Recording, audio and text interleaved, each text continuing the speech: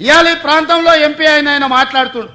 ఇక ఆయన గురించి నేను ఎక్కువ మాట్లాడదలుచుకోలే, కానీ ఆయనకు బాధ్యత లేదా? ఎంపీకి గెలిచినావు కదా, మోడీ దగ్గర నుంచి ఏం తెస్తావు తీసుకురా. గుజరాత్లో అహ్మదాబాద్లో సబర్మతి రివర్ ఫ్రంట్ నరేంద్ర మోడీ కట్టుకోవచ్చు అంట, కానీ నరేంద్ర మోడీకి ఊడిగం చేస్తాడంటే కానీ మూసీ రివర్ ఫ్రంట్ మాత్రం తెలంగాణలో కట్టొద్దంట. ఏం న్యాయమా ఇది? ఇక్కడ ఉన్న ప్రజలే కాదు, నువ్వు కూడా బతకనికి వచ్చినోనివే. నువ్వు బతకనికి వచ్చినావు, ఓట్లు వేపించుకున్నావు, ఎంపీ అయినావు, కానీ వాళ్ళు మాత్రం మూసీలు అదే మురికి కూపంలో ఉండాలనా?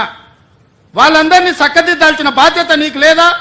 రా, ఈటల రాజేందర్ ఇద్దరం కలిసి మోడీ దగ్గరికి పోదాం, పోయి 25,000 కోట్లు తీసుకొద్దా, మూసీలు ఉన్న పేదోళ్ళకి పంచి పెడదాం, ఇల్లు కట్టిద్దాం, డబుల్ బెడ్రూమ్ ఇల్లు కాదు మంచి కాలనీలు కట్టిద్దాం. వాళ్ళకు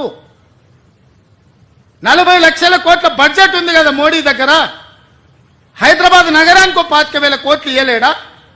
చేబెల్ల మీరే గెలుస్తారు, సికింద్రాబాద్ మీరే గెలుస్తారు, మల్కాజ్గిరి మీరే గెలుస్తారు, మెదక్ మీరే గెలుస్తారు, నగరం చుట్టూతో మొత్తం మీరే గెలిచింది కదా ఈటల రాజేందర్ గారు.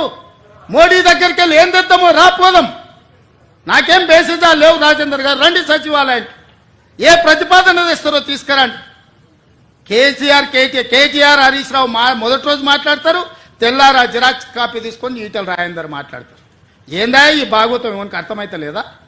10 ఏళ్ళు వాళ్ళతో మంత్రుండి నువ్వేం వెలుగబెట్టినావు తెలంగాణ సమాజం గమనిస్తలేదా? గౌరవం పెట్టుకోండి రాజేందర్ గారు. మీరు మిమ్మల్ని గౌరవించాలనే మేము అనుకుంటున్నాం, కానీ మీరు ఆ గౌరవం నిలబెట్టుకునే పరిస్థితి లేదు. మీరు పార్టీ మారిండ్రు, వేరే పార్టీ ఎంపీ అయినరు, కానీ పాత వాసన మాత్రం మీకు పోతలేదు. ఆ గత్తర వాసన అట్లనే మీతో కొడుతుంది, గత్తు వాసన.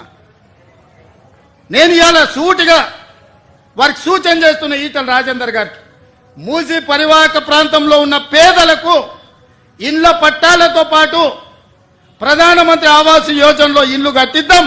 మీరు రాండి, నరేంద్ర మోడీ దగ్గరికి వెళ్దాం, నేను వస్తా, నా మంత్రివర్గాన్ని మొత్తం తీసుకొని వస్తా.